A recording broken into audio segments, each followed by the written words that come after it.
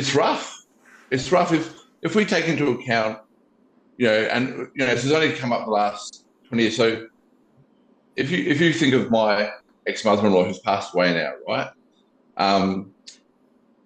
She was what they call a stolen generation child, right? So when the government decided that they would move fair-skinned children into foster families and leave the darker-skinned children on what they call a mission, right? So that's how they separated children. That was only 50 or 60 years ago. Like, we're not even talking 2 generations, right? So apart from all the brutal shit that happened beforehand, we're still living with intergenerational trauma now. And it spikes everywhere. Like, it's,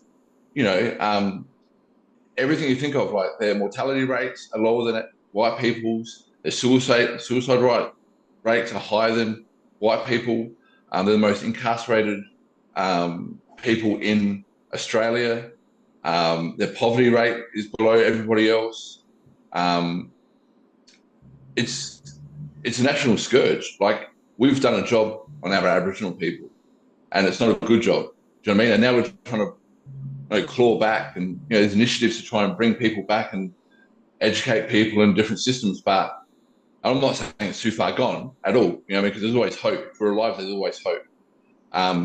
But there's been hundreds of years of damage done, and then people trying their best, right? And there are a good group of people trying their best, but there's also a lot of shit you've got to undo to actually make it even on par, and make it even a little bit fair. And there'll be some Australians, they hear this, they'll go, yeah, but we give a lot of money to Aboriginal people, we give a lot of money to healthcare, we do this, we do that. Yeah, but you're undoing generations of trauma.